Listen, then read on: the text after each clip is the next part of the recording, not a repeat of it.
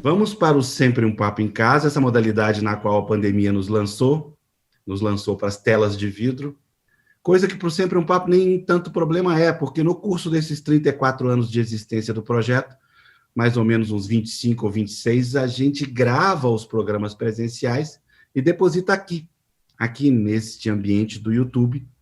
Se você está assistindo, você pode estar assistindo pelo Facebook ou pelo Instagram, mas é no YouTube que estão quase 400 programas de TV, viram programa de TV, é claro, gravados ao longo deste tempo. Aproveita que você está aí, inscreva-se, aperte o sininho, essa coisa que fez a gente ficar ridículo pedindo para apertar o sininho, mas é apertando o sininho que você vai receber uma notificação assim que a gente fizer novas lives. Boa noite, boa tarde, bom dia, Heloísa Starling, Lilian Schwartz. Olá. Ei, Afonso. Ei, Afonso. Como vai? Ei, Lilian. Alegria ter vocês aqui de novo. Mais uma vez, mais um maravilhoso, excelente, sensacional livro para a gente discutir. Mais um livro que certamente vai estar indicado para o Jabuti ano que vem. Já que esse ano vocês estão totalmente indicadas. Bem, gente, hoje a gente vai falar do livro A Bailarina da Morte, um livro escrito pelas duas, e que fala, é claro, da gripe espanhola, no início do século passado, da tragédia que foi, uma pesquisa histórica poderosa sobre tudo o que aconteceu, e, é claro, vamos também conversar sobre os reflexos, sobre as comparações, sobre tudo que tem para o que nós estamos vivendo hoje. Nada melhor que olhar para o passado para entender o que a gente está vivendo no momento. Eu queria, antes da bateria de perguntas, pedir para a Lília fazer uma pequena apresentação para quem está nos assistindo. Boa noite, Lília. Boa noite, Afonso. Muito obrigada. Boa noite, bom dia. Como você disse, boa tarde a todas, todos e todes. Uma alegria estar aqui com nessa trinca que já experimentamos tantas vezes, né? A minha parceira Elô, o Afonso, que debateu todos os meus livros desde que eu comecei, é impressionante, né? Muito obrigada. Ele que é um grande incentivador da literatura no Brasil, né? Imenso incentivador. A história desse livro é uma história... Eu vou começar pela história pessoal, a Heloísa me completa, vocês vão ver que nós falamos como jogral, né? Fizemos o livro juntas e falamos como jogral, sem combinar nada. A história é um pouco assim... Heloísa e eu somos parceiras pela vida, já dos livros que vocês devem conhecer, nós fizemos Brasil, uma biografia, e também agora o Dicionário da República, no ano passado. Eu estava em Princeton e acompanhei em Princeton a chegada da Covid-19. Foi uma experiência muito, muito maluca entender a temporalidade dessa doença. Num dia, a universidade estava totalmente calma, ninguém usava máscara nem nada. No outro dia, proibiram as palestras vindas de fora. Depois, avisaram que não teria mais aula naquela semana e logo depois me telefonaram, olha, professora, quando que você vai voltar para o Brasil? Né? Ou seja, é uma temporalidade muito rápida. Cheguei aqui, como sempre faço, conversei com a Heloísa e comentei com ela essa coisa do que era essa pandemia. O Brasil ainda não estava nessa toada, né? E eu lembro que falei para Elô, vai chegar. Né? Muitos amigos me acusaram, falaram, você voltou muito americanizada, mas a gente sabe como é essa temporalidade de uma pandemia, como ela vai chegando e vai desarrumando, né, o nosso tempo e o nosso espaço. A partir daí, nós começamos a fazer pequenas constatações, do tipo, no livro Brasil, uma biografia, não havia nada sobre a gripe espanhola. Também no meu livro sobre Lima Barreto, não existia nada, só mais para frente que a gente encontrou um trecho de Lima Barreto, na verdade, uma troca epistolar entre Monteiro Lobato e Lima Barreto, em que o Monteiro Lobato provocava Lima Barreto dizendo, Lima, tu não vai escrever sobre a espanhola? E o Lima Barreto, muito desbocado, respondeu, não, Lobato, eu sou muito mais carnavalesco. Isso acendeu uma fagulha na minha cabeça e na da Elô, sobretudo a ideia do silêncio. Né? Por que será que, num país como o Brasil, que tem tantos cronistas e dessa qualidade, ninguém parou para escrever a espanhola? né? E, como diz o doutor Alberto da Costa e Silva, quando tem silêncio, em geral, sobra contradição. Nós fomos um pouco atrás e começamos a achar que, enfim, esse seria um livro para responder às perguntas que nós estávamos fazendo para nós mesmos. Afinal, o que aconteceu no tempo da espanhola? Porque a espanhola acabou virando um marcador temporal para essas gerações. Nós começamos também a pensar um pouco sobre o silêncio, né? Ou seja, por que será que sistematicamente a humanidade evita falar no mesmo momento sobre pestes, sobre epidemias, sobre grandes pandemias, né? E por que será que no Brasil ela passou de maneira tão silenciosa? Nós acabamos concluindo, junto com a bibliografia, uma questão muito importante, porque foi o historiador Eric Hobsbawm que diz que, na verdade, o século XX não começa quando muda o ano do calendário. O século XX só começa, diz ele, quando acaba a Primeira Guerra Mundial. Por quê? Porque se o século XIX foi o século da ciência, a Primeira Guerra Mundial mostrou exatamente o quê? Que esse era também o século da barbárie. Foi uma guerra muito virulenta, as pessoas se enfrentavam no corpo a corpo, né? E nada tinha de tão científico e tão civilizado. Mas eu e Heloísa acabamos concluindo que faltava uma datação para o grande Hobsbawm, que era a espanhola. Por quê? Porque justamente no momento em que parecia que a ciência ia nos redimir de tudo, a espanhola veio, muito letal, e foi destruindo de grandes impérios a pequenos povos, né? Foi levando tudo a reboque. Então, a nossa aposta é que o século XX começou depois da Primeira Guerra Mundial e depois da espanhola. Isso, e talvez um argumento ainda a mais, e depois eu passo para a Elô, é porque nós acabamos estudando na literatura que foi a partir da Primeira Guerra Mundial, mas nós duas arriscamos, a partir da Primeira Guerra Mundial e da espanhola, que houve um sequestro da morte. Vocês vejam bem, Afonso, veja bem, que o que aconteceu com a morte?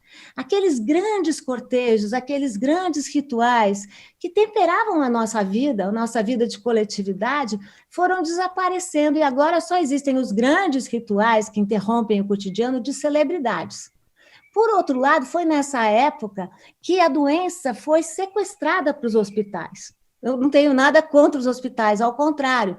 Mas o que aconteceu é que nós ficamos livres do corpo doente. E foi nessa época que nós nos construímos como uma sociedade da juventude eterna. E uma sociedade que não tem vocabulário, não tem espaço para lidar com a morte, não tem espaço para lidar com o luto, não tem espaço para lidar com a solidariedade. Por isso que nós achamos também, e essa é a aposta do livro, a Heloísa vai contar mais como o livro se organiza, que o século XXI também não começou ainda. O século XX foi o século da tecnologia. Nós achávamos que nada nos deteria. E olha onde nós estamos, cada um na sua casa, cada um no seu lugar, quem pode, isolado em casa. Quando é que o século XXI vai começar? Quando nós tivermos debelado a Covid-19. Esse é apenas um dos paralelos, e é o paralelo que nos animou a fazer, né, a escrever esse livro. Temos vários outros que nós vamos falar, mas antes eu quero ouvir a Heloísa para ela contar um pouco mais da ideia geral do livro. Heloísa, querida, antes eu tenho que fazer uma declaração de amor. É? Sei. Ué. Foi com Heloísa ele aprontou uma. Não, mas eu gosto de falar sempre que foi com Heloísa Starling. Quem me conhece desde que eu sou pequenininho, por outros motivos familiares, que eu comecei Sempre um Papo. Verdade. Senhores das Gerais, em 1986, portanto fica aqui público e declarado o meu amor a Vossa Senhoria. A recíproca é verdadeira, viu, Afonso? Muito obrigada. Eu vou tocar um tango agora aqui, uma valsa. Não, mas repara, Lília, ele dá maior força ao trabalho de nós duas desde então, né, com você e comigo. Então, acho que tem que te agradecer, Afonso. Muito obrigada. Querida. Muito obrigada mesmo. E muito obrigada por fazer isso que você faz com a literatura e com os livros, tá? Eu acho que é um trabalho Fenomenal. fundamental nesse momento, em todos, mas nesse não tem nem como dizer, faz diferença. É. A Lília explicou, tem uma coisa que eu acho que a gente conversou também, na hora que nós estávamos fazendo o livro, que a Lília e eu começamos a ficar cabreiras com isso que estava sendo dito da Covid. É a primeira vez que acontece uma coisa dessas no Brasil. Nós não temos, portanto, nenhuma referência, nenhum tipo de orientação, e os erros, portanto, né, o governo dizia isso, o governo federal, os erros, portanto, têm que ser relativizados, porque essa é uma situação inédita. E aí nós duas, historiadoras, fomos perguntar para o passado, é mesmo? Porque começou a ficar muito repetitivo na fala das autoridades federais, principalmente, essa coisa do ineditismo, né? E que, portanto, nós não tínhamos referência para enfrentar a Covid. Aí o passado telefonou para a gente, né? E respondeu, falou, olha, era bom vocês olharem a espanhola, né? E, de fato, nós descobrimos duas coisas, nós nos demos conta, não descobrimos, nós nos demos conta de duas coisas, né, Lília? Uma, de que existe um aprendizado que a espanhola nos ensina e que pode não fornecer conteúdo e elementos para que a gente possa enfrentar o que nós estamos vivendo hoje, né? E que isso foi abolido, esquecido, desapareceu da história do Brasil, né? Não se fala da espanhola e, portanto, nós perdemos, como nós perdemos a memória, nós perdemos o conhecimento que ela gerou, né? E, a partir daí, então, todas as provocações, as duas, estavam feitas, né? E aí nós nos demos conta de uma outra coisa, que existiam dissertações e teses sobre a espanhola, mais recentes, mas que diziam respeito às cidades. Então, por exemplo, aqui em Belo Horizonte tem um trabalho extraordinário, de bom, que é a tese da Anne Jacqueline, mas trata de Belo Horizonte. São teses e dissertações. No Recife tem 2 dissertações incríveis, né, que nos ajudaram muito. Mas não existia, não tinham 2 coisas. Uma tentativa de contar a história da espanhola no Brasil e resgatar um pouco a memória para que a gente pudesse entender o conhecimento que ela gerou, né? Então, foi o que nós duas fizemos. E fizemos dentro da pandemia. E isso significou que nós tivemos a ajuda de pesquisadores, 2 pesquisadores muito bons do República, uma pesquisadora que ajudou, que estava direto com a Lília também, mas nós nos demos conta de que quem preservou a história da espanhola e nos permitiu estudar, inclusive na pandemia, além das dissertações, dos trabalhos, dos TCCs, né? Que em Santa Catarina, por exemplo, só existem 3 TCCs muito bons, muito bons. E das teses, foram os jornais de época, porque a cobertura foi muito boa, apesar do que a Lilian diz dos cronistas. Olavo Bilac ficou doente espanhola e não escreveu nada sobre a espanhola, quer dizer, não tem cabimento isso. Mas os jornalistas fizeram essa cobertura, e isso nos ajudou de forma extraordinária. E aí a gente passava alguns apertos, porque alguns jornais estavam digitais, mas a gente não podia comprar uma única versão, então a gente precisava achar um outro jornal daquela cidade e tal. E aí nós resolvemos, então, que nós íamos investigar a espanhola, o percurso dela no Brasil, né? A chegada no Recife, como que ela se espalha em 2 vetores. Ela chega de navio, como a Lilian diz, e a Covid chega de avião, né? E nós seguimos o navio depois, então ele passa por Salvador, onde ele passa, o Demerara, ele vai infectando, né? E aí chega no Rio de Janeiro, e depois em Santos, e depois ele desce para o Uruguai e para a Argentina. Aonde ele parou, ele espalhou o vírus. E tentamos também fazer o outro vetor, que é do Recife, que sobe pelos rios e pela costa, né? E depois pelo interior, ao mesmo tempo pelo interior. Em Belo Horizonte, a espanhola chega de trem, né? Claro que trazida pelos cariocas, como também aconteceu em São Paulo, né? Isso. E em Goiás, que é o último lugar aonde a espanhola chega, na cidade de Goiás, que era então a capital, né? Não existia Goiânia ainda, mas aí já em 19. E tentamos percorrer como é que ela faz Manaus, lá em cima, e daí como é que a espanhola sobe para o Acre, né? Vai para a Boca e entra, e vai para o Peru o vírus. Então, o que nós tentamos foi perseguir o vírus, né?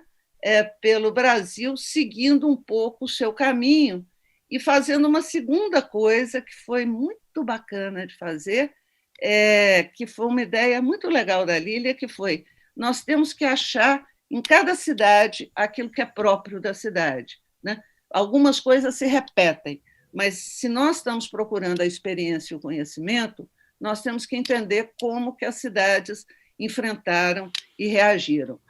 Isso foi muito legal. Eu xinguei muito a Lília, deu muito trabalho, mas era incrível, porque aí você começa a ver como que as pessoas reagiram, como que as pessoas lidaram.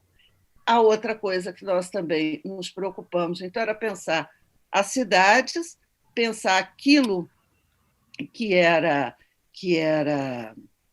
próprio dessa cidade, da experiência, buscar a experiência das pessoas, porque o tempo todo a gente queria muito contar. O historiador só faz uma escolha: essa história precisa ser contada.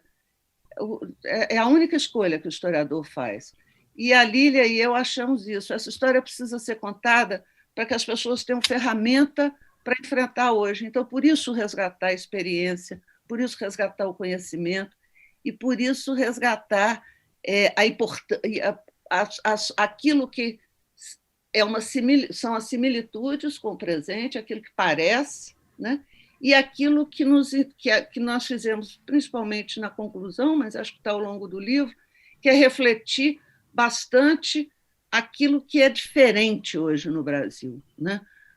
Porque o que se parece, mas aquilo que nós perdemos, e que a gente precisa recuperar, porque senão nós não vamos conseguir avançar como uma sociedade e não como um amontoado de pessoas. Então, foi um pouco isso que estava no nosso coração.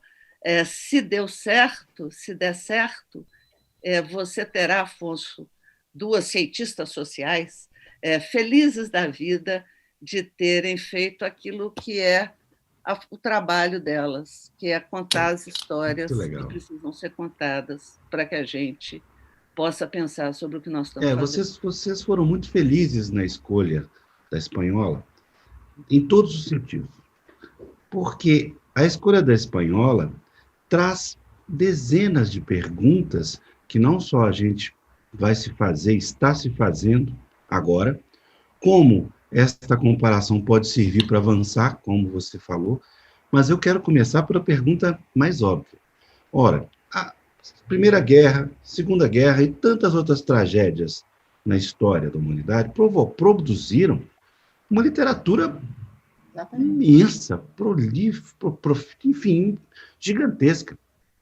Por que uma tragédia desse jeito, que contaminou o mundo inteiro, não produziu nenhuma literatura? Lília.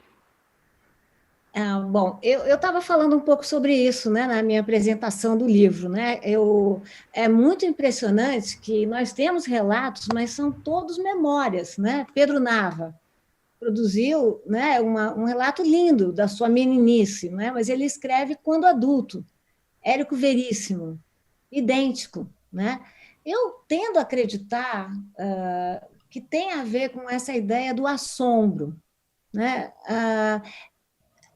nós sabemos, Heloísa e eu, nós não somos especialistas em história da ciência, então nós tomamos muito cuidado para não dizer besteira, se era vírus, né? E enlouquecemos 2 médicos, não é isso? Um aí em São Paulo e o Carlos Starling aqui em Belo Horizonte. Sofreu demais. Roxane também. Carlos, né? E o Carlos de São Paulo.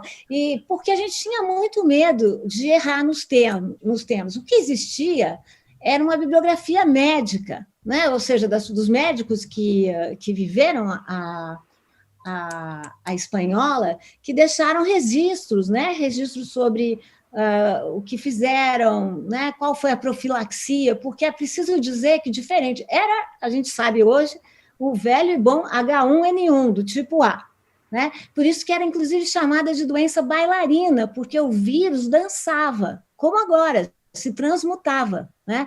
Com uma coincidência interessante, porque, na época, a Heloísa sempre gosta de lembrar, existiam as famosas bailarinas espanholas. Então, como aqui no Brasil tudo vira piada, uma série de charges, sobretudo que saíram no Rio de Janeiro, mostravam que estava lá uma senhora toda comportada, mais velha, aí chega o marido no meio da noite e ela o recebe com um cabo de guarda-chuva e chega para ele e fala: agora você me diz, você me está me traindo com essa espanhola, quem é espanhola? Né? Quer dizer, mas se a gente tem charges, se nós temos jornalismo, se nós temos fotografias, impressionante o trabalho não só do jornalismo investigativo, mas também dos fotógrafos de imprensa que foram lá, entraram nos hospitais de campanha, fotografaram as pessoas caídas nas ruas. Mas o que a gente sente, Afonso, é um imenso assombro. E como a Heloísa já disse tão bem, é claro que esse é um tema das ciências, mas o que podem fazer os cientistas humanos, né? Demonstrar, que é isso que acho que faremos também no caso da Covid, que uma doença só existe para valer para a sua população quando ela é contada, quando ela é narrada, né? Quando você consegue falar sobre, aí você consegue produzir um certo conhecimento. Talvez esse hiato tenha a ver com essa ideia do assombro mesmo, da impossibilidade de narrar. Eu sempre cito um exemplo que eu acho muito lindo, que é um texto do Walter Benjamin, que nós incluímos no livro, em que ele narra a experiência dos soldados chegando dos campos de batalha da Primeira Guerra Mundial. E ele fala num texto muito bonito, né? Acho que eu e a Luísa ficamos muito emocionadas, as duas, com esse texto. Ele fala: eles vinham em silêncio, não havia nada a dizer. Então, eu acho, Afonso, que a primeira reação foi o carnaval, ou seja, como diz o Rui Castro, quem não morreu, né? quer dançar muito para contar a história, também porque não sabe se vai morrer daqui a pouco, né? E o resto da humanidade esperou estacionar, esperou a questão, de alguma maneira, ser reconhecido, o processo terminar, para poder contar, né? Quem viveu contou, quem viveu narrou. Tem duas coisas, posso falar? Posso fazer um pé de página aqui? Tem duas coisas. Uma é essa coisa de que a gente enlouqueceu os médicos mesmo, né? Eu lembro da gente, no último capítulo, eu pedindo a uma médica aqui, a Roxane Norton, dizendo assim: vê se a gente matou direito o Rodrigues Alves. E aí depois ela respondeu: não matou, não está direito, não, porque essa doença não é isso, vai estudar isso assim. Então, a gente ficou mesmo... Conta a história do Rui Castro aí com o Rodrigues Alves, é interessante essa história. A gente fez a gente teve um apoio, né, dos dois Carlos e da Roxane, que deram coisas para a gente ler, bibliografia, puseram defeito, nos ajudaram num caminho que a gente estava descobrindo e que foi muito legal a gente descobrir. O Carlos de Minas é o Carlos Stalin, que vocês conhecem muito bem, só eu que não conheço, apenas leio, e o Carlos daqui de São Paulo se chama Carlos Jardim. Obrigado, eu também não conheço o Carlos Starling, só de e-mail, e preciso conhecer quando o vírus deixar. São primos, vocês são primos, né? Somos primos. Vai contar essa história para alguém outro, vai, Heloísa Starling. É verdade. Mas a questão da literatura me incomoda, porque a Lília e eu ficamos atrás da literatura sobre a espanhola, porque você tem uma literatura imensa sobre a peste, né? Sobre as pestes na humanidade. E na espanhola não tem, nem aqui nem fora. Quer dizer, eu me lembro, por exemplo, da gente ter achado um livro que é O Cavalo Pálido, Pálido Cavaleiro, que foi lançado nos Estados Unidos pela Catherine Porter, em 1939, e aí falei, pô, Lília, achamos um livro sobre a espanhola, mas o cara só morre de espanhola, o trecho do livro não é esse. E no Brasil... Desculpa te interromper, é de 39, certo? É de 39. Ou seja, 20 anos para coisa... exatamente. E só tem esse, quer dizer, só tem esse, é arrogância minha, mas nós só achamos esse. E depois, no Brasil, a gente descobriu que estava acontecendo duas coisas.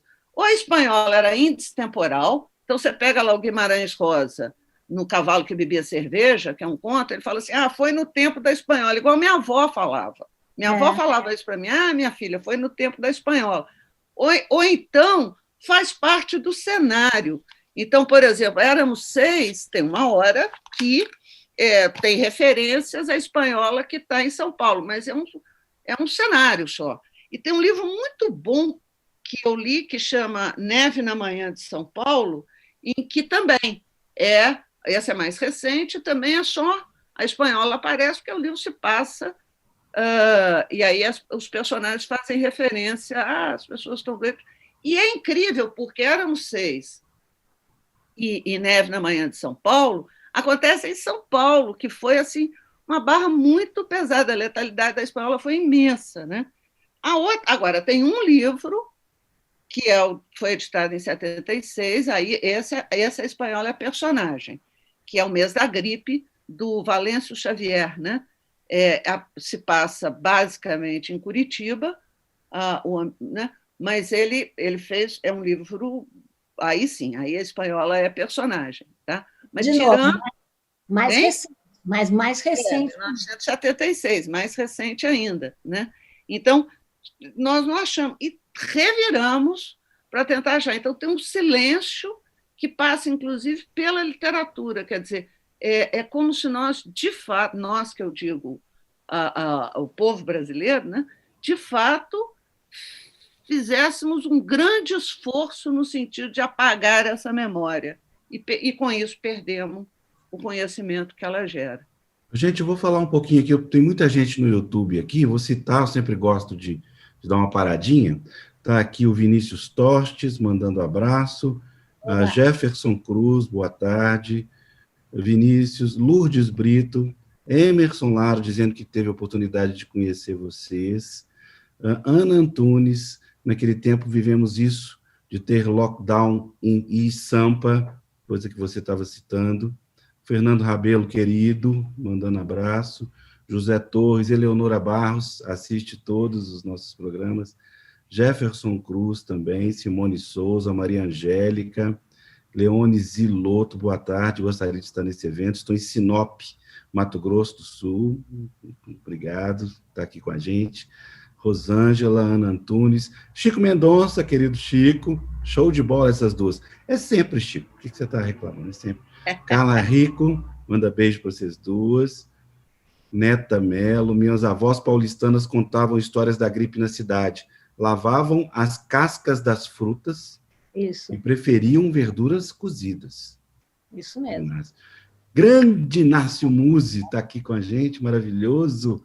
Grande ideia de acompanhar o roteiro dos meios de transportes. Faltou, porém, olhar a malha ferroviária do café que levou o vírus para o interior de São Paulo e sul de Minas. Nós falamos. Falou, Inácio. Falando. Mas tem toda a razão, Inácio. Mas para São Paulo, e na Bahia também. Né? Na Bahia também. Diga ao Inácio, que foi meu contemporâneo na Fafiche, diga ao Inácio que na Bahia também, e tem uma tese...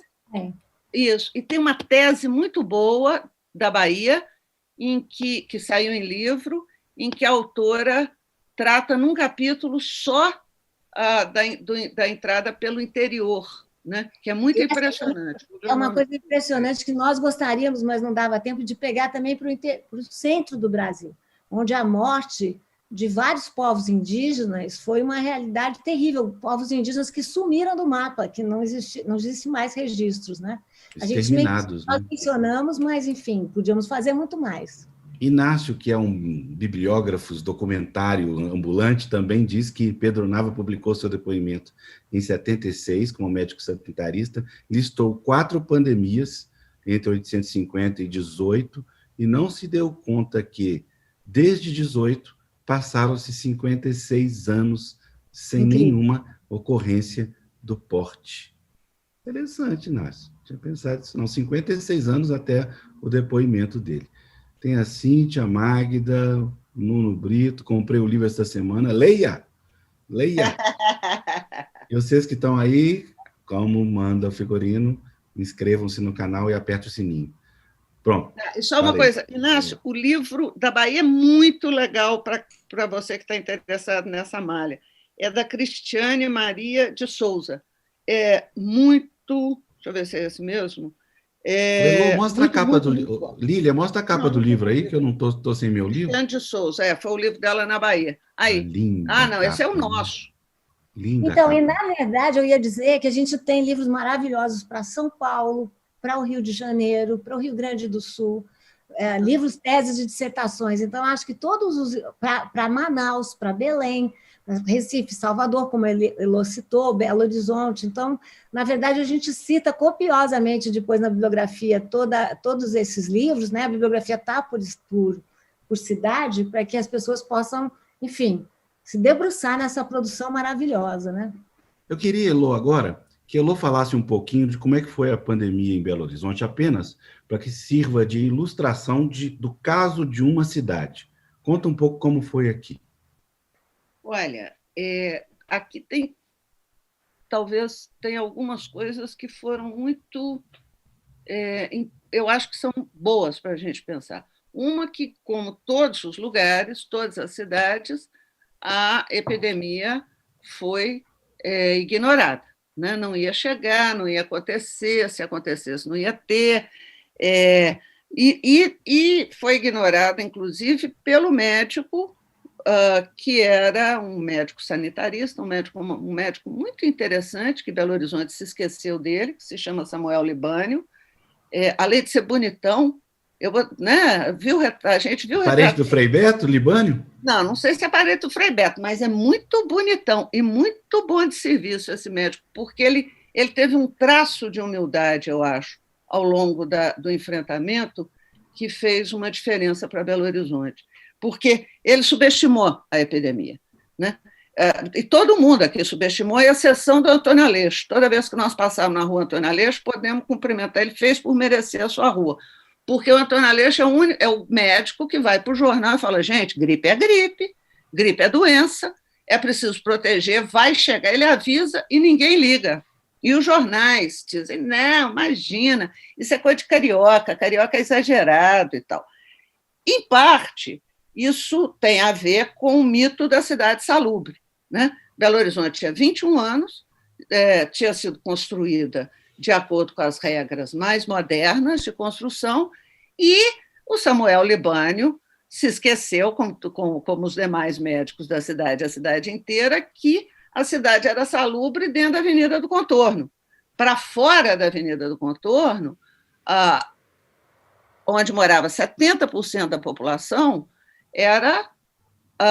não tinha condições sanitárias, entendeu? E o vírus, quando chega, ele bagunça, ele destrói a cidade salubre, o mito da cidade salubre, e ele atravessa a Avenida do Contorno o tempo todo, né? Lília, vai para a zona rural, vai para a zona suburbana, vai para a zona urbana. Bom, quando isso acontece, a gripe chega de trem, desembarca na estação ferroviária com um oficial da Vila Militar e a família. Tem o nome dele, né? Não tem, a gente não achou, né? E ele vai... Quer dizer, teve talvez, se a gente, na hora que a Covid der chance da gente ir a arquivos, né? Talvez a gente consiga achar, eu quero achar o nome dele, e incluir, mas nos jornais não fala do nome dele. Mas ele vai para uma casa, ele aluga uma casa na floresta e 2 dias depois quem mora na floresta, no bairro da floresta, entra em surto, porque chegam os carros, as carroças de desinfecção, o pessoal todo vestido, com aquelas roupas e tal. E aí cai a ficha do Samuel Libânio, entendeu? Ele se dá conta de que a saúde da cidade estava nas mãos da diretoria de higiene, que era o equivalente à Secretaria de Saúde, e que ele tinha deixado a cidade e que ele não ia conseguir resolver sozinho. E aí ele pede ajuda a vários lugares, e uma delas é a Faculdade de Medicina, né? Que faz uma coisa incrível, porque a Faculdade de Medicina se transforma, né? Suspende a congregação, enquadra o diretor, que não queria fazer isso, e suspende as aulas e transforma a escola num hospital para a população pobre. É o SUS.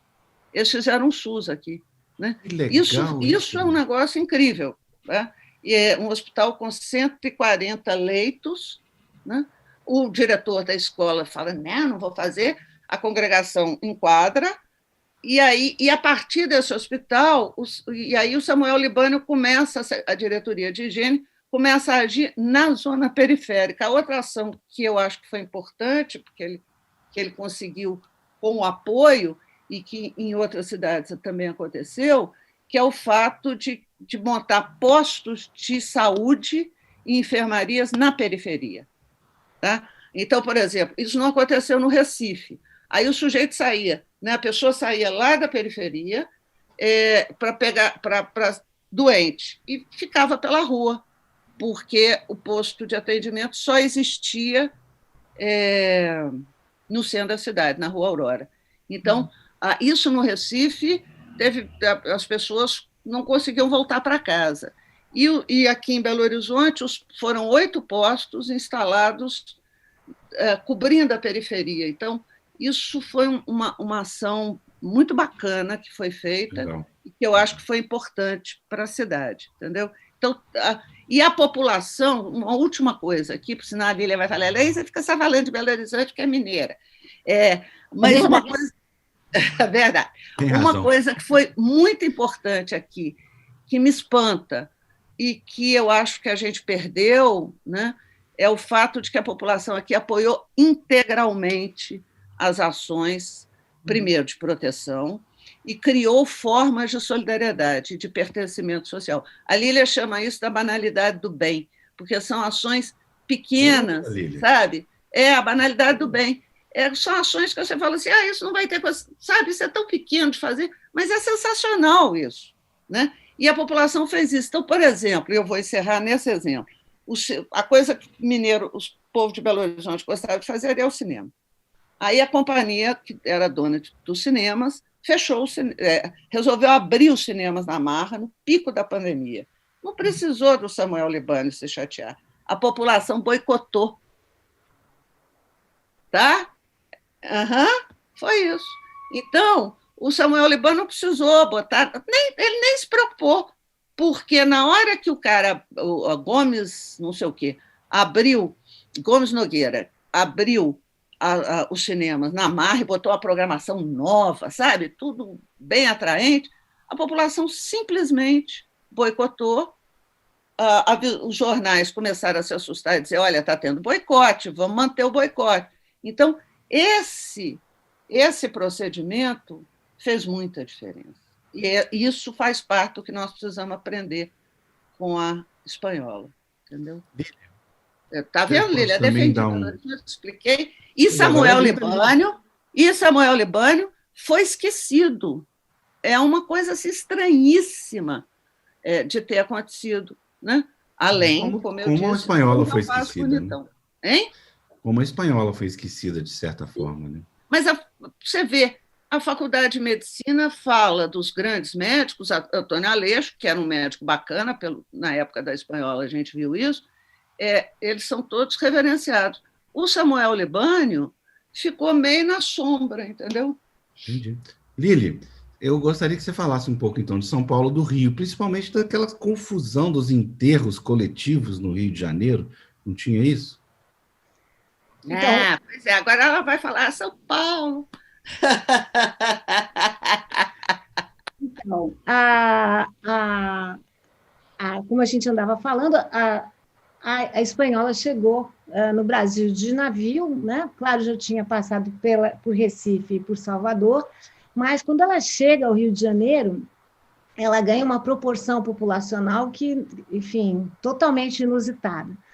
Também foi do Rio de Janeiro que saíram as primeiras diretrizes para lidar com a espanhola. É muito interessante, numa época em que não havia internet, né, como os jornais também fizeram esse papel de imprimir os procedimentos do então secretário, né, o Carlos Saile, que, para o Brasil, imprimiu a primeira política que, sem saber, era uma política nacional. Essa é uma questão interessante da gente pensar, porque, no contexto da espanhola, não havia um Ministério da Saúde. A saúde tinha sido, enfim, federalizada, e você não tinha esse tipo de ministério que nós temos agora. E o que é interessante é que talvez o Carlos Saile tenha mais poder do que tem os nossos ministros atualmente. Temos um Ministério da Saúde que não funciona, porque os ministros são sistematicamente derrubados pelo presidente e que só se conforma com um general no poder, né, do ministro que não é um especialista e que tem que segui-lo de maneira cega, né?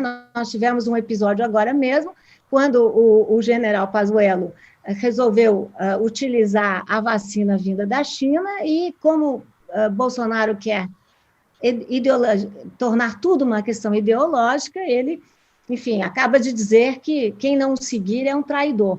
Não, no contexto de 18, as pessoas tentaram seguir uma série de protocolos.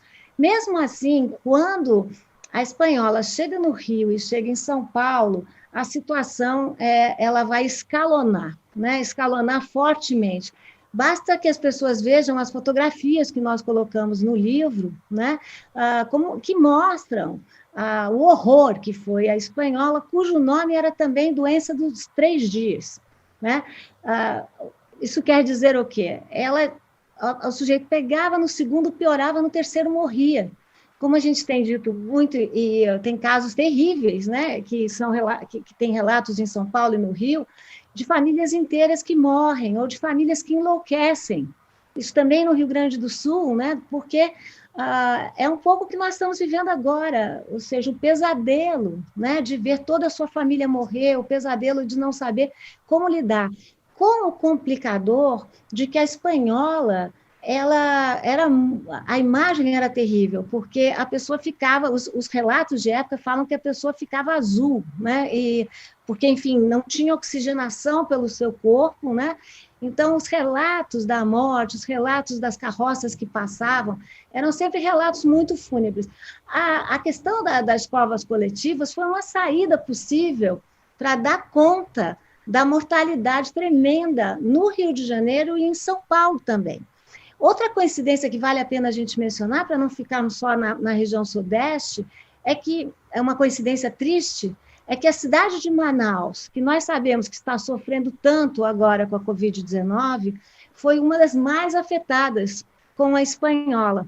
Né? Porque o que acontecia em Manaus e Belém, nós falamos um pouco do mar, falamos um pouco do trem, mas no caso de Belém e de Manaus, a doença vinha por rio também. Pelo rio.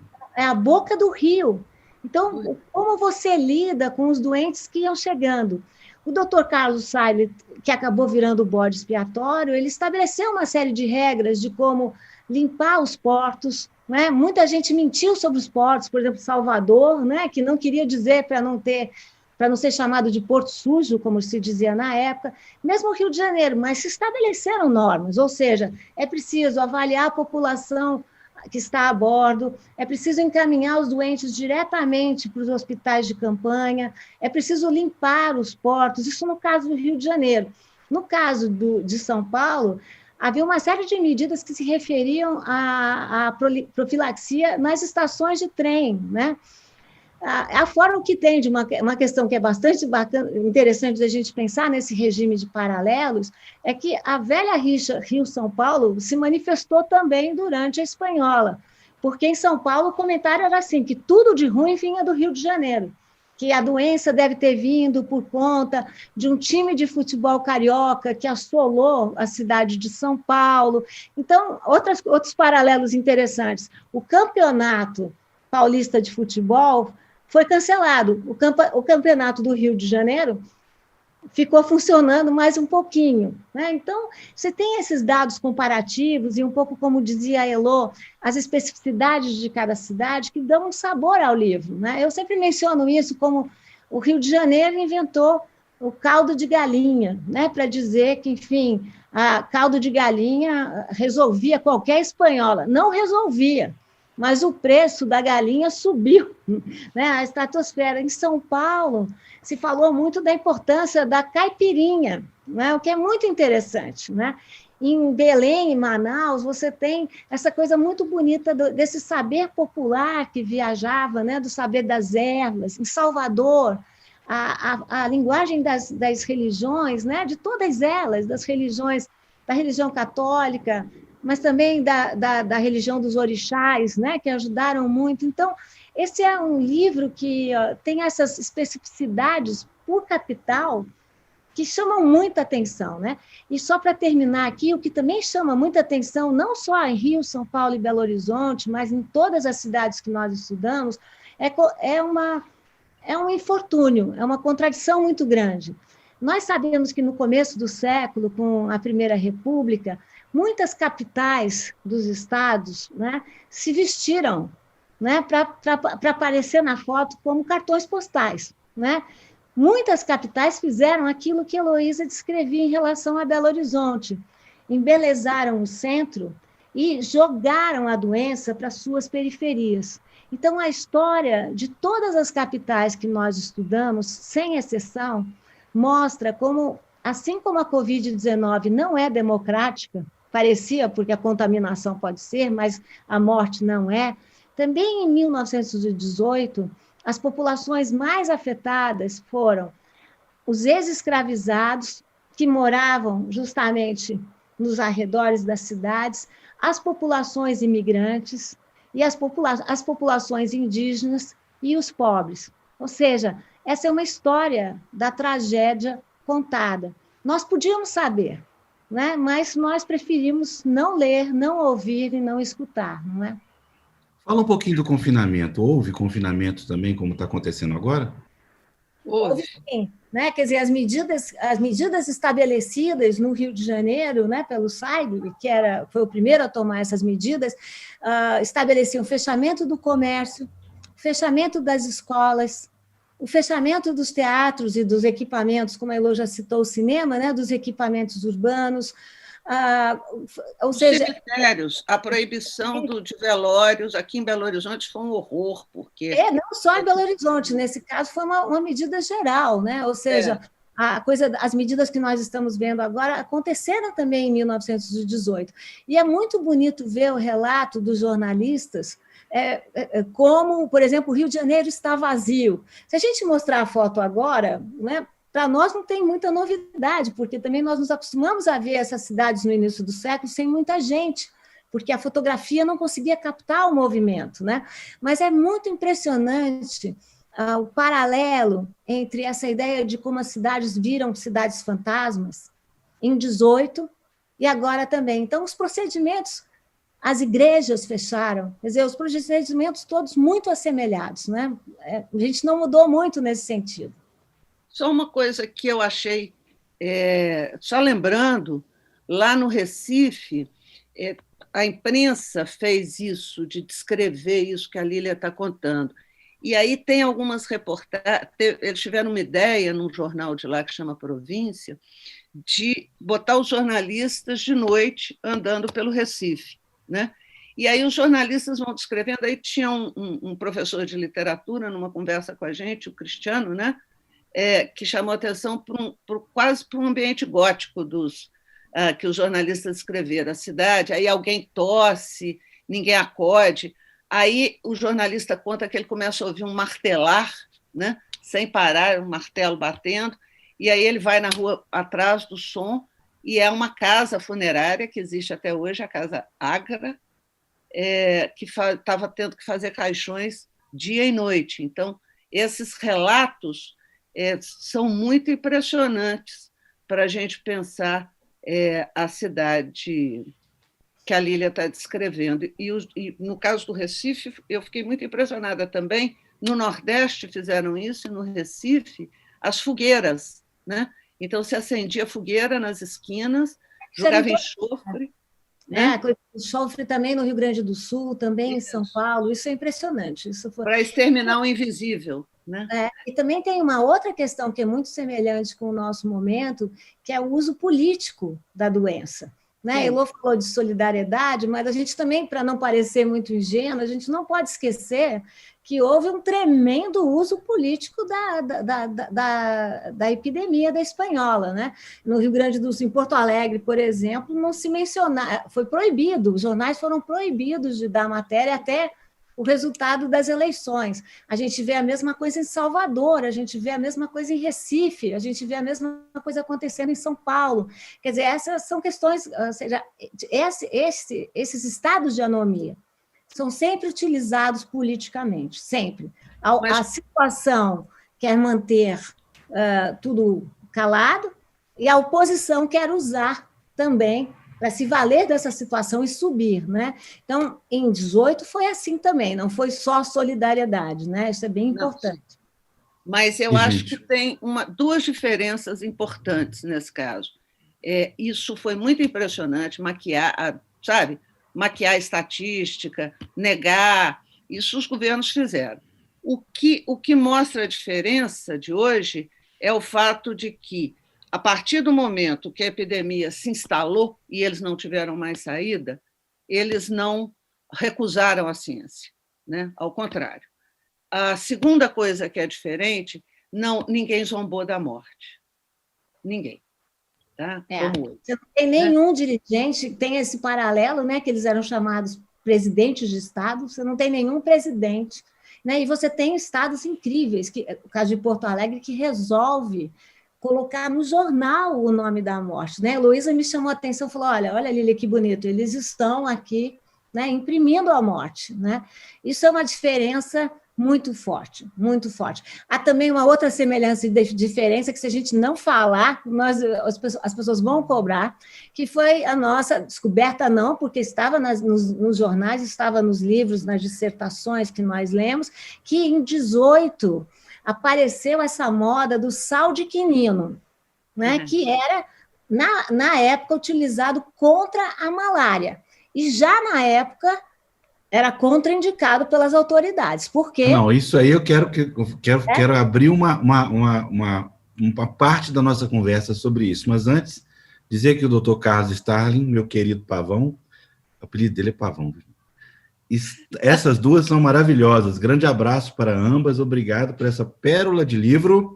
E diz que o final é impagável. A Martinha foi inspiradora. Ele contou o final, né? Pavão. Não pode contar o final. É o seguinte, agora eu quero abrir essa conversa. Vamos falar sobre o negacionismo e sobre o que vocês descobriram de semelhante e que pode ser aplicado, que pode ser conversado agora. Então, eu estava contando do sal de quinino, né? Que o sal de quinino era, na época, utilizado contra a malária, e, na época, os médicos já diziam que dava zumbido no ouvido, dava taquicardia, que a pessoa podia desmaiar. E eu sempre brinco com a Elô que tem um caso muito engraçado em São Paulo, lenda urbana, né? Como tinha tanta, que eles contam lá a conversa de dois coveiros, pura lenda, hein? Que o sujeito tomou sal de quinino, desmaiou na rua, passou o carroceiro, levou o corpo e enterrou vivo. E eles falam, esse enterrou vivo, já não dava tempo de fazer nada, nós só vimos as pedras se moverem. Veja que já não era, né, indicado. E o que nós achamos? O que é o sal de quinino? O sal de quinino tem a mesma composição da nossa cloroquina, né? Ou seja, hidroxicloroquina. Heloísa achou em Belo Horizonte uma propaganda. Anúncio no jornal? Um anúncio no jornal, e nós sabemos que a cloroquina também, o doutor Carlos está nos assistindo, não vai nos deixar mentir ou errar, também é utilizada para malária e também tem contraindicações, né, do mesmo tipo. Então, veja que em um século, a gente não mudou, mas mudou sim numa coisa, porque naquela época nenhum presidente de Estado foi para os jornais fazer propaganda desse produto, ao contrário, porque não era indicada, como Elô falou muito bem, seguiram as determinações da ciência. Hoje em dia, que nós temos um presidente que desdenha do conhecimento da academia, desdenha do conhecimento da ciência, ele vai a público fazer esse papel de propagandista da hidroxicloroquina. Fez muito bem a dona Ema, que enfrentou o presidente Bolsonaro nos jardins do Palácio e o atacou, fez derrubar. Porque, enfim, impressionante esse uso, esse patrulhamento da doença, né? Como se doença pudesse acabar por decreto, né? E vacina tivesse origem ideológica. Só um pé de página aqui, que é o seguinte, também nós encontramos aqui em Belo Horizonte o comprimido, né, que chamava cloroquinino, né? Mas é uma farmácia que resolveu ganhar dinheiro, vender gato por lebre, uma farmácia... Olá, Belo Horizonte. Hein? Oi? Olá, Belo Horizonte, hein? Belo Horizonte.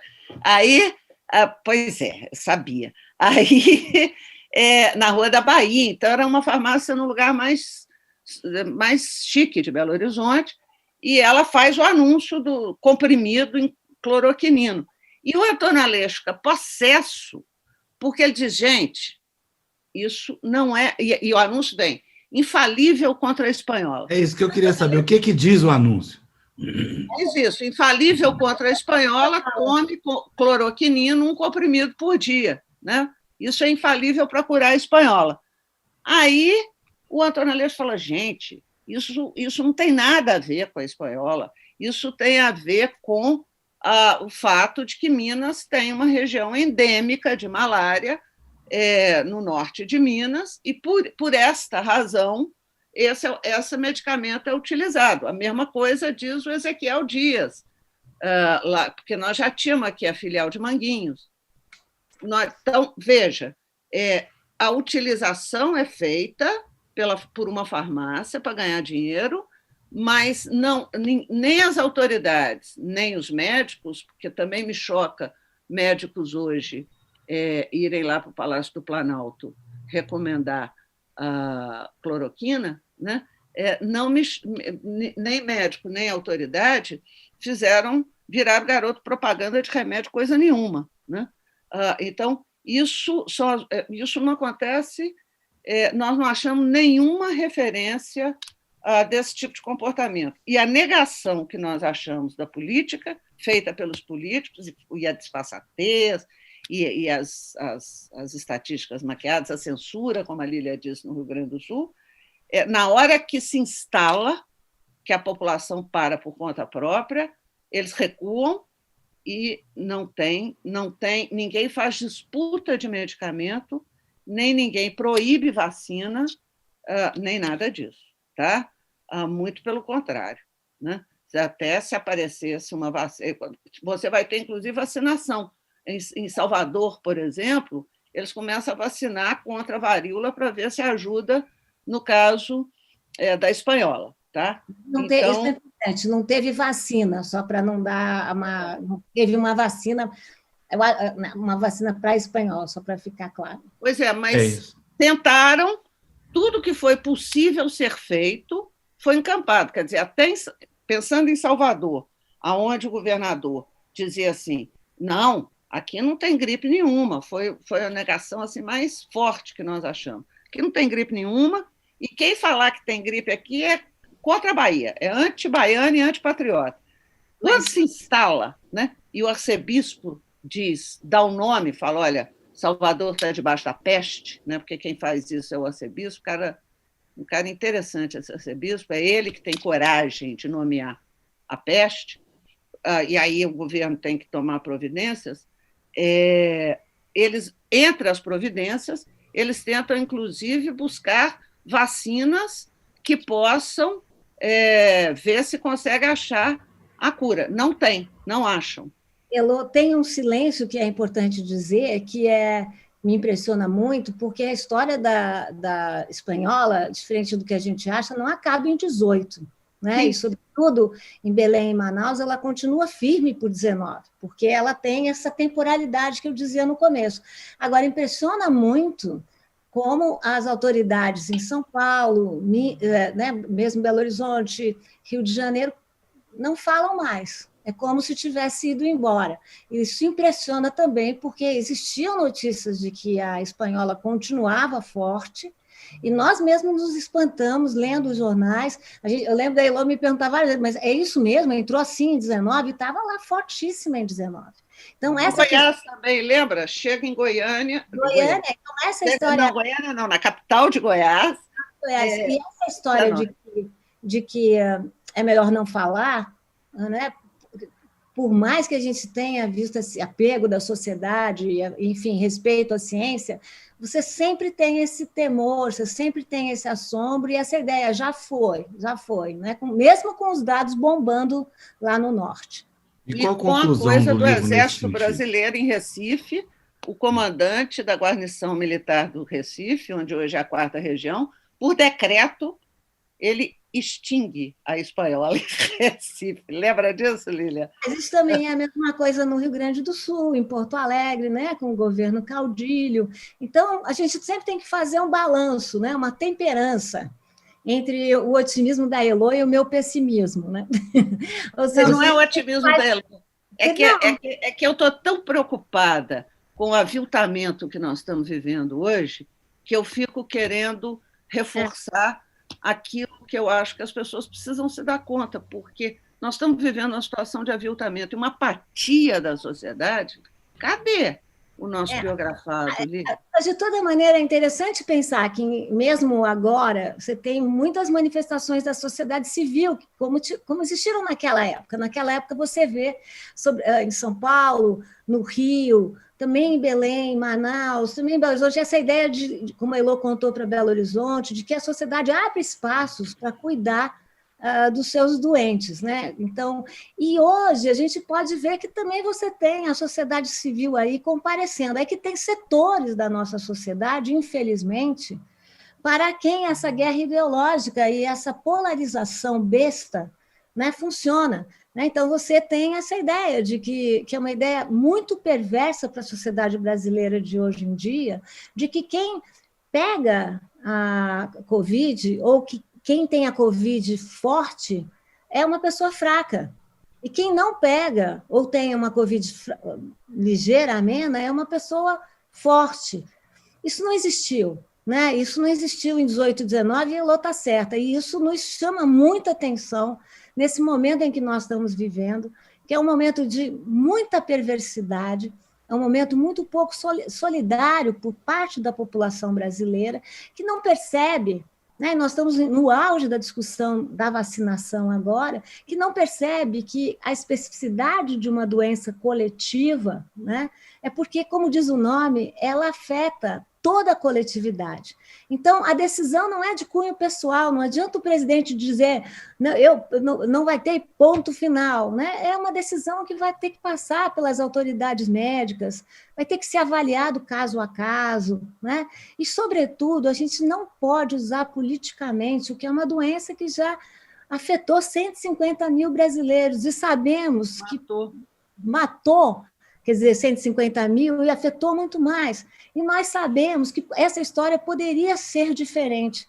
Como historiadoras que somos, Heloísa e eu, nós sabemos que não existe história do ser, mas é inegável, a gente estudando o que foi a espanhola, estudando o que está acontecendo agora, que muitas vidas poderiam ter sido, enfim, poupadas, né? E não foram por conta desse negacionismo radical do governo brasileiro, né?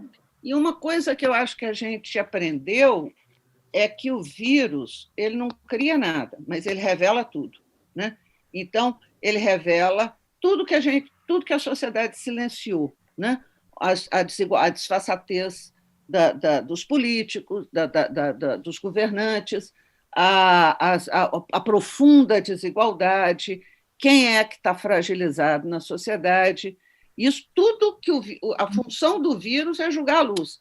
E aí, quer dizer, isso me impressiona muito hoje, quando o vírus está revelando, né, procedimentos que estão indicando que a vida dos brasileiros não vale a mesma coisa. Isso é muito assustador, Lília, porque, na verdade, a vida de cada brasileiro tem que valer a mesma coisa. E quem vai, e não está sendo, porque na hora que o presidente diz que não tem vacina, por exemplo, não tem a vacina chinesa, porque vai inocular o vírus do comunismo, o que acontece? Isso não vai para o SUS. Então, quem é que vai ser penalizado? É a população pobre, entendeu? É aquela que não vai ter dinheiro para comprar a vacina privada. Então, o vírus está revelando um grau de aviltamento e de degradação, né, hoje, que nós precisamos prestar atenção, né? Porque o SUS é uma coisa extraordinária, né? Extraordinária, com todas as limitações que a ele foi imposta pela política de austeridade, ele reagiu muito bem para enfrentar a pandemia que nós estamos vivendo. E aí, não vai ter vacina no SUS? Nós podemos fazer algum tipo de comparação com o final, se é que houve final, da vacina da espanhola no início do século, e como vai acabar isso agora? Não sei. Lília, o que você acha? Olha, há quem diga, eu conversei com uma série de médicos, não sei o que o doutor Carlos acha, mas que a espanhola foi mais ligeira, né? Porque o Brasil foi atingido na segunda onda da espanhola, e não na primeira. A primeira onda veio em março, abril, né? Afetou os Estados Unidos e afetou a Europa, outros países também. No Brasil, a espanhola chega em setembro, né? E eu ouvi... Olha, Lília, até aí tem uma similaridade. Tem. E eu ouvi de alguns médicos que ela era tão letal e tão rápida que talvez ela acabou se esgotando nela mesma, porque é uma questão que impressiona muito e que a gente ouviu leu esse mesmo relato para todas as cidades, o susto de quando a espanhola chega e o susto de quando ela vai embora também. Isso é impressionante. Não há cidade que diga assim, olha, vamos planejar porque já está indo embora. Não. É assim, a cidade amanheceu, os relatos são muito bonitos, as pessoas começam a sair timidamente das suas casas, primeiro não botam muita coragem, não tem muita... Isso você ouve em Porto Alegre, isso ouve em Belém, isso ouve em Manaus, isso ouve em São Paulo, no Rio, em Belo Horizonte. De repente, a vida vai retomando. Mas não teve vacina, né? É como se ela se consumisse, né? Como se a gripe se consumisse, talvez, dizem alguns médicos, eu perguntei para muitos médicos, né? Talvez ela era tão letal, a gripe dos 3 dias, que ela deu conta dela mesma, né? A nossa situação agora é muito difícil dizer, né? É muito difícil prever o que vai acontecer.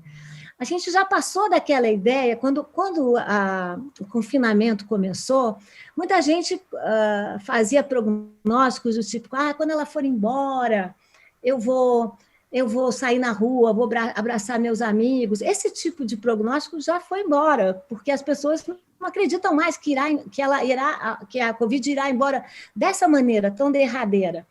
Por outro lado, foi também na época da Covid que surgiu um conceito que eu detesto, novo normal. Por que eu não gosto desse conceito? Porque o novo normal parte de uma régua e compasso da normalidade. E essa régua e compasso é de quem? Das sociedades de classe média e rica, que podem, como nós estamos aqui falando só no nosso computador, que podem ficar isoladas e sem barulho, como é a determinação do sempre um papo. Se nós pensarmos nos brasileiros, né, que quase 30% dos brasileiros vivem em casas de um cômodo com mais de 6 pessoas, né? Que a gente sabe que a realidade de lave as mãos é relativa, porque boa parte dos brasileiros mora em bairros sem água potável e sem água, né? Eles dizem, conversa com as pessoas que dizem, olha, não tem água aqui, como lave a mão toda hora, né? Não existe novo normal, porque essa normalidade é dada por uma classe social, não é dada pela maioria dos brasileiros. Nós passamos dessa época, acho, da ideia do novo normal.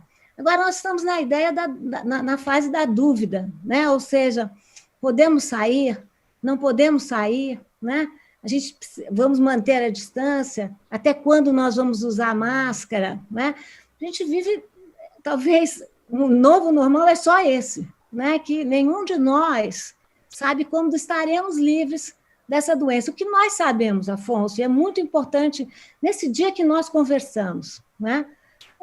Que a saída virá com uma vacina, e que a questão da vacina é uma questão fundamental para a nação, né? Ou seja, e que está na hora do nosso governo parar de falar do seu palanque só para os seus fiéis seguidores. Está na hora do governo brasileiro fazer a política como ela deve ser, né? A política é a arte de criar consensos. Está na hora do governo brasileiro agir, do presidente brasileiro agir como um presidente da nação. E mais, está na hora do presidente brasileiro ouvir as autoridades médicas, né? E só daí sairá um pacto republicano, como a Heloísa me ensina tão bem, um pacto republicano que atenda a todos nós, né? A gente está precisando disso, né? A gente está precisando de pacto republicano e está precisando de mais cidadania, né? Cidadania que é feita por cada um, mas por todos nós juntos, né? Eu penso que é por aí que vamos, né? Elô? Eu acho que a Lília falou muito bem, eu concordo com tudo que ela falou. Eu só completaria o seguinte: também não gosto do novo normal, porque ele indica que nós estamos naturalizando a normalidade, né? O novo normal pressupõe uma normalidade. Qual é a normalidade? Se existe a normalidade, nós vamos enfrentá-la, né? É assim que se faz. E nós vamos enfrentá-la com os recursos do pertencimento, da comunidade social, os recursos da solidariedade, e vamos enfrentá-la com os recursos que os médicos vão orientar. Ao governo caberia, ao governo federal, cabe centralizar isso, porque o mal que isso está sendo feito é o seguinte: como o governo diz uma coisa, o jornal diz outra. Isso a gente viu em 18 também. O governo federal diz uma coisa, o jornal diz outra, os governadores dizem outra, os médicos dizem outra, a população se sente completamente desamparada e perdida. Tá? Cabe ao governo federal centralizar as ações que permitam a defesa dos brasileiros. Cabe aos médicos e aos cientistas e à ciência nos orientar esse governo no sentido daquilo que pode ser praticado e daquilo que não pode ser praticado nesse momento. E cabe à população, à sociedade, ser capaz de ver o outro, ser capaz de agir como uma comunidade e não como um amontoado. Um exemplo que eu acho que é simples da gente pensar é o exemplo da máscara. Quer dizer, eu posso imaginar que não tem problema nenhum. Eu vou ficar doente, é uma escolha minha, eu vou para casa e me entupo de cloroquina. Tá bom. Essa é uma decisão individual. O problema é que eu não posso expor o outro a essa minha decisão. E quando eu uso a máscara, eu estou protegendo o outro. Eu não posso, e essa proteção do outro se sobrepõe ao meu desejo individual, ao meu egoísmo, à minha voracidade e à minha carteira. Então, existe um princípio que é o bem comum. Tá? O que eu vou fazer em comum para o nosso bem? Eu vou usar máscara porque eu vou proteger, eu vou dizer, inclusive, para as pessoas, quando eu uso a máscara, que eu estou tentando proteger a elas de qualquer risco. E isso tem um significado, isso é a banalidade do bem, isso tem um significado extraordinário do ponto de vista da coesão social e da maneira como nós vamos enfrentar o futuro imediato nessa epidemia, entende? E se nós não fizermos isso, de novo, é a degradação. Né? Então, ao governo federal não cabe receitar, Ao governo federal cabe centralizar as informações e agir no sentido de proteger a cada vida de cada brasileiro. Essa é a tarefa dele. Aos médicos cabe decidir o que é que nós vamos fazer. E a nós cabe solidariedade, compaixão e compromisso. É alteridade. E compromisso com a sociedade. Tá? Eu não sou uma pessoa que está sozinha no mundo, e eu preciso entender que cada brasileiro vale a mesma coisa. Gente, já passou um tempão da hora de acabar. Vontade de ficar aqui até amanhã conversando com vocês, mas tem que acabar. Eu queria agradecer muitíssimo, como sempre. Esse encontro vamos nosso fingir muito que bom. não passou a hora, não? Não, vamos fazer o seguinte, vamos encerrar a live, depois ficar conversando até amanhã cedo, depois que acaba, que as conversas depois que acaba são ótimas. Bem, eu queria dizer, em primeiro lugar, que a história da banalidade do bem vai ficar marcada, Lili, vai ficar marcada, isso é importante. Golaço dela, né? Ela é muito boa de serviço, Afonso, eu garanto para você. Essa dupla, vocês duas são muito boas de serviço, que permaneçam, que vocês escrevam 70 mil livros juntas, que permaneça isso juntas, vocês, pro bem da gente, dos leitores e dos cidadãos brasileiros. Eu queria primeiro falar disso, da importância, e que essa pandemia, como a Elô falou, se transforme na pandemia da alteridade. Eu pensei nisso hoje, eu acho que se a pessoa tiver consciência do significado da palavra alteridade, nada disso acontece. Não sai, não prejudica, não toma cloroquina, não incomoda o outro, não vai ao cinema, não, entendeu? Preserva o outro que está em casa. Esse que eu acho que é o básico. Segundo, o Dr. Carlos Starling, querido, que está nos assistindo hoje, disse uma coisa muito importante nessa maluquice que nós dois inventamos, que é o 10 minutos de papo. Ele disse que vacina não tem bandeira. E quem diz isso tem uma profunda ignorância do fazer científico, não de agora, do fazer científico desde o início do século passado, onde a máxima da ciência hoje é o compartilhamento de informações. Não se faz uma vacina, não só a vacina, a ciência hoje compartilha tudo de importante. A vacina que se diz que é da China, ou se diz que é dos Estados Unidos, contém um imenso compartilhamento de informações e de conteúdo e de procedimentos. Isso há muito controlado pela OMS. Então, fica essa correção dizendo que isso não existe. Não existe mesmo, e quem acreditar nisso está acreditando em mais uma das fake news desse governo. E como eu tenho encerrado todos os nossos Sempre um Papos, eu quero que fique registrado esse evento. Eu queria pedir um minuto de silêncio para vocês e para quem está nos assistindo. Nós estamos com 5.332 casos confirmados até hoje e com 155.991 mortes. Então, em nome da família dessas 151 mil pessoas, 155.901 pessoas que desnecessariamente, eu gosto de repetir 2 vezes, desnecessariamente vieram a falecer. Poderia ser menos, todo mundo sabe que poderia ser menos. Eu queria pedir um minuto de silêncio.